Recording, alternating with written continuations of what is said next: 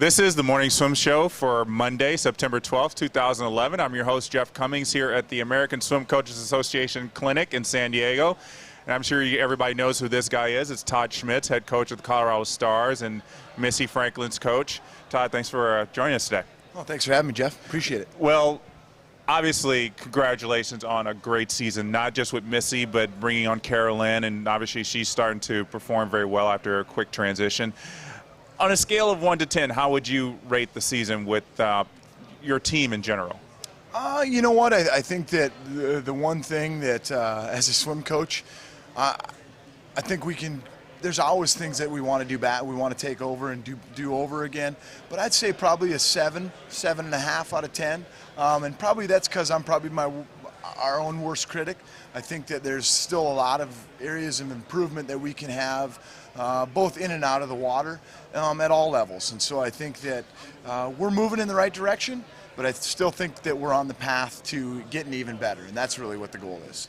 What's been the vibe at Colorado Stars since, Missy's come back with 5 medals from World Championships? You know what? We just got back in the water on Tuesday. The first day was awesome. Just our older kids are in the water this week. Next week, our younger kids will get in the water.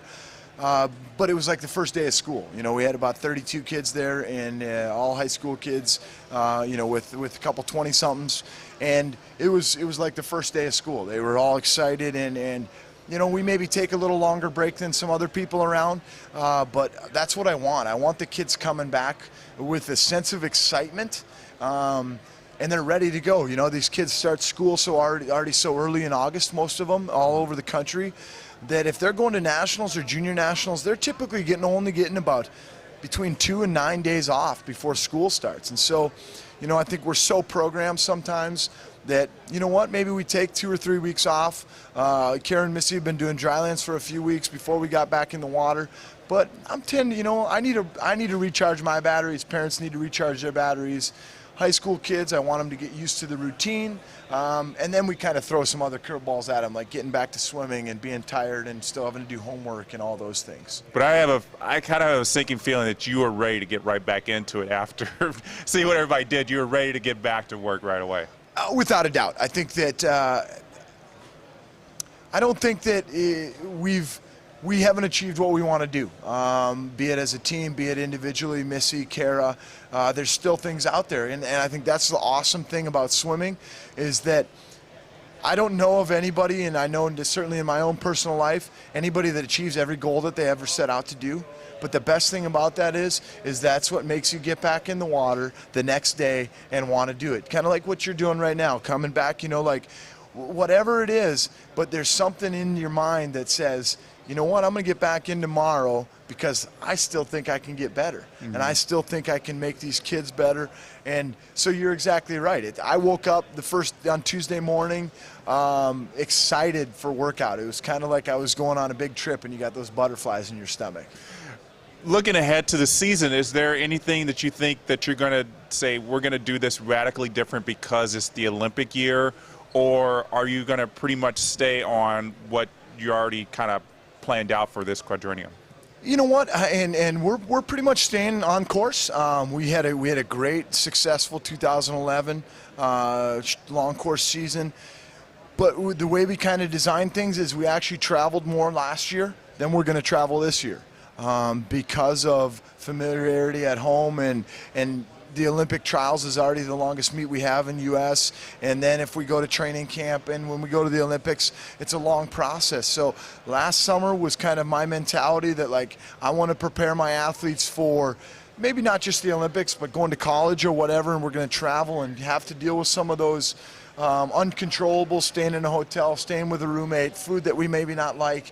And then this summer kind of keeping it a little closer to home, still going to some Grand Prix meets, but still kind of, really, like Greg Troy said the other night, staying focused and getting the work done, because I think that there is some work that we need to do, and we know what it is now, and so we're kind of like, okay, we can have a few distractions, but we want fewer than the last year. The last time we had you on the show, you were just getting ready to go over to Shanghai with the World Championship team.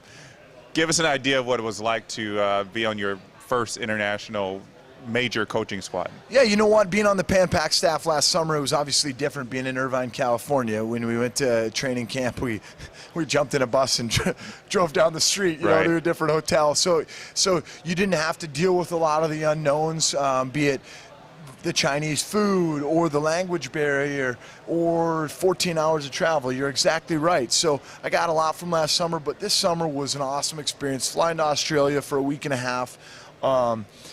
You know, I just caught myself on deck on a daily basis, and you know, the kids, we usually run doubles every day, and the kids have what, you know, they do their own plan. And so some days Kara and Missy would only swim and work out in the morning, and so then in the afternoons I'd just go to workout, and I would just kind of walk around the pools. And we had a short course pool going and a long course pool going, and I would just listen to Bob Bowman deal with his athletes, or Greg Choi, or, you know, like just walk over to John or Banachek and say, hey, what are you doing today? And he'd show me a copy, and you know, and then we just start talking. And like, that's those, you know, like I was saying, those are the learning opportunities that I want to take advantage of. Those are some of the best conversations, where you just spur of the moment, have a conversation, and they throw little, what I like to call nuggets at you that that you're not going to get in any canned talk at any place. You got to just be around, and they're just going to throw it at you.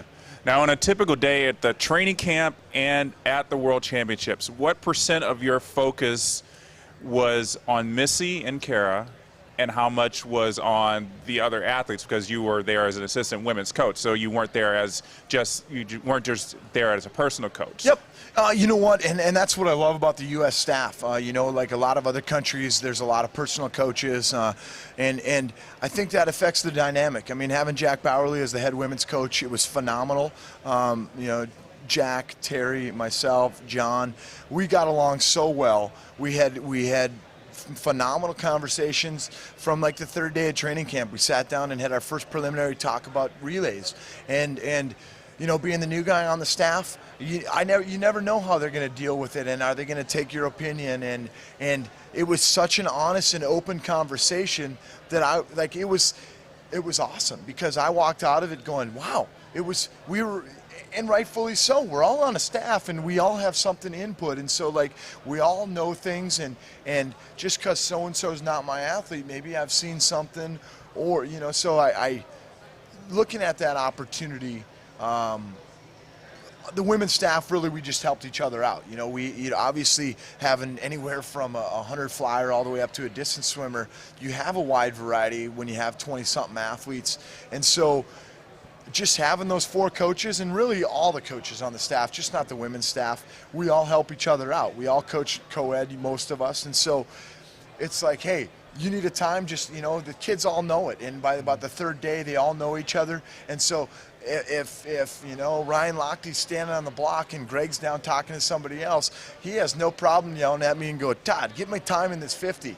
All right, no problem, you know, and that's, I think that's a cool thing for me, like to start to get to know these coaches and athletes as people, because, you know, we're all people and we're all human, and we all want to get along, and it can't all be, you know, when we go to training camp in Australia, you can't think about swimming 24/7. Or by the time you get to China, you're going to be spent. And so I think that as you get to know those people and the coaching staff and the kids, like we were a block away from the beach. So the kids, you know, it wasn't warm out, but the kids could walk to the beach and just go listen to the ocean. And I think that being in that environment was really good for the kids, so that they didn't, you know what, when we headed to the pool, they got their work done. But when we left the pool, it seemed to me that there was very little conversation about, you know, just kind of swimming in general, not about like, oh, I'm so worried about Shanghai and how I'm going to do. So that was good. I think that anytime you know, versus last summer where you make the team at Nationals and then you swim a week and a half later at Pan Pacs, but Pan Pacs was a selection meet for Worlds. And so last summer's environment was very, very different than this summer, because, you know, everybody on training camp has already made the team, versus last summer we're at Pan Pacs. Everybody's still kind of on pins and needles, because nothing's set in stone. You made the team that summer, but you want to make the trip this summer. So. Yeah, I'm sure that was very tense, having it be a big international meet and also a selection meet. Yeah. Well, and especially the way the rules are. Only making, you know, you can enter any event you wanted to in that meet, but you can only bring 2 Americans back into finals. And so, you know, the craziest thing is, if you look at those results, most of the time the best races were happening in the morning between the second, third, and fourth place American, because if you were fourth place, you weren't getting a second swim. Yeah, so. absolutely. And just thinking about Missy in general, I mean, you know, a couple hundreds either way. I mean, she would have been swimming the 100 back instead of the 200 back, or both events at Worlds. I mean, I'm sure that was, for you as a coach, I mean, you probably had to really get into her mind and kind of calm her down from that. Well, and on that, you know, freestyle. Last summer, for whatever reason, she just didn't have her confidence in her freestyle. And I saw it all summer long, and I tried to work on it. This year, she came back in with a renewed confidence and threw it down from day one. You know, we went to Austin in January, and it was like, holy cow, that's already faster than you went all last summer. Mm-hmm. You know, I mean, you look at it, Missy swam on 1B relay at Pan Pacs.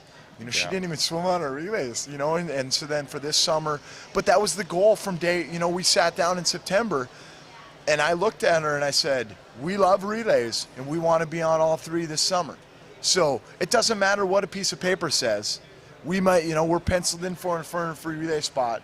We're going to post times fast enough in the 100 back, the 100 free, and the 200 free that even if I'm not on the staff, that the staff has to seriously look at you and say, she deserves a shot, at least in the morning. Yeah. And that's what we did. And that's, you know, we have no problem. You know, that's why we do the things that we do at different meets, is because we, you know, anytime, you know, look, dealing with kids in adversity, like swimming 3 races in a 45-minute window, you know, it's like Jack was talking about earlier, Jack Bowerly was talking about earlier today about Missy doing the double, the 50 back final into the 800 free relay.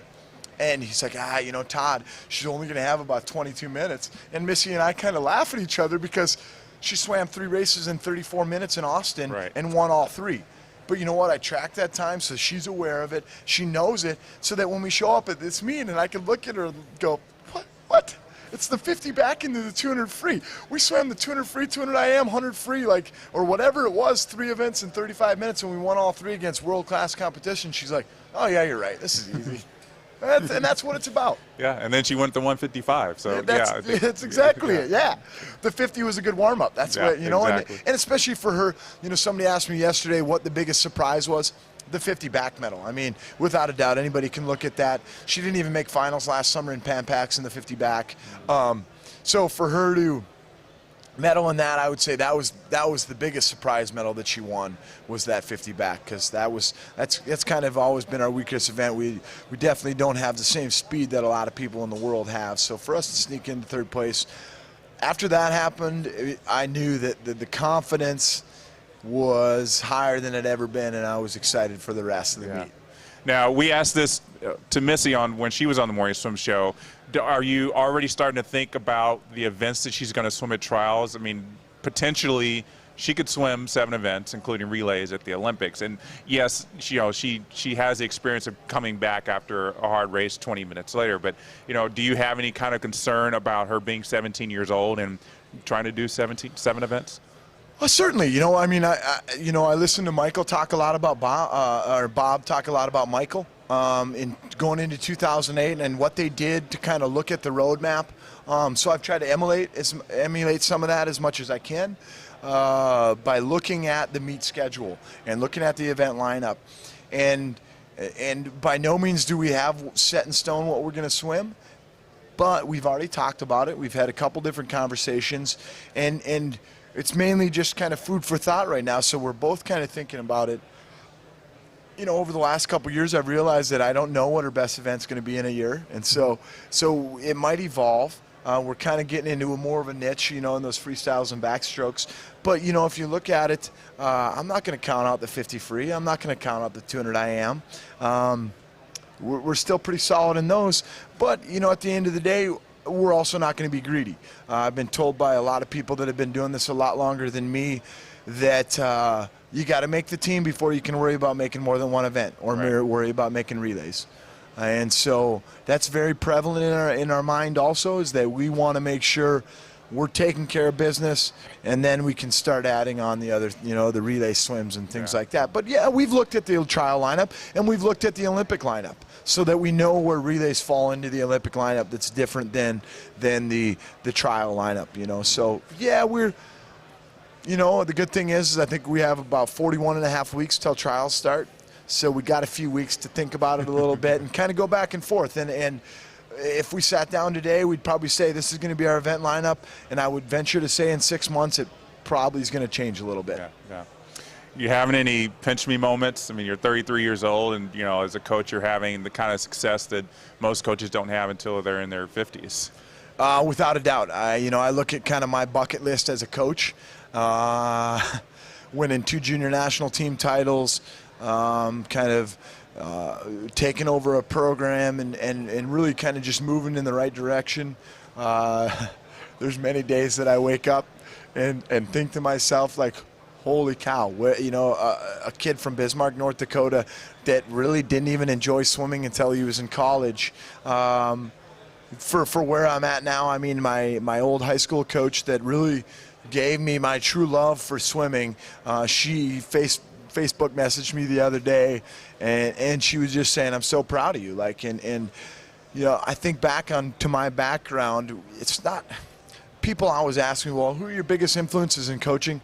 I really never had, the big names that people have been around, Doc Councilman and some of these other mentors. And so I've had to do it other ways, and just going to things like this and being maybe 28 years old, but not being intimidated to walk up to Eddie Reese and just saying, and Eddie's a perfect example. He'll give you just ask him a topic and he'll give you a 20-minute dissertation, and it's probably going to go in about 10 different ways, but he's going to come back to his message. And, and that's one thing. Obviously, I'm an outgoing guy, and so I've always learned that if I want to learn something, nobody's going to give it to me. I got to take it. And there's only one person looking out for me, and that's me. And sometimes in life, when I made the jump to just become a coach, I didn't have a full-time gig lined up, but I knew that my happiness was not sitting behind a desk for 40 hours a week. So. Well, I think everybody here could say they're really thankful that you're in this profession, Todd. Well, yeah, and to hear the kind words that have been said about me the last couple days and at Nationals from some of the most world-renowned coaches, those are pinch me moments without a doubt. Listening to Bill Rose and Jack Bowerly talk about me for a couple minutes each, I talk about them that way, and for them to say that I can teach them something, like, that's awesome. And that's what's cool about American swimming, is that we're really good about feeding off each other, and it goes back to just even like the morning swim show. I look at over the last few years how many episodes I've watched, and I think back of when we didn't have this, it's such a, for the swimming geek in me, it's such a great outlet to and it's not just swim coaches, it's athletes and triathletes and it's everything in it. Even listening to something that's not a swimmer or a master swimmer, it makes you think outside the box, and there's, you listen to a 60-something-year-old and they're still having fun. It's hey, how can I take that and translate that back to what I'm doing? I don't care if it's swimming or life or parenting, You heard it first, people. Morning Swim Show is helping Todd Schmitz with his better coaching. We like that. Yeah, exactly. It's true. All right, Todd. Thanks so much for joining us. And, again, we're going to obviously be keeping our eye on you, as well as Missy and Kara and everybody else at Colorado Stars. Well, thank you guys for all your support. I really think you guys do a great service for the swimming community. It's our pleasure. Thanks, Jeff. All right, so that's the Morning Swim Show for Monday. We'll be back tomorrow with another interview from the ASCA Clinic in San Diego. See you then.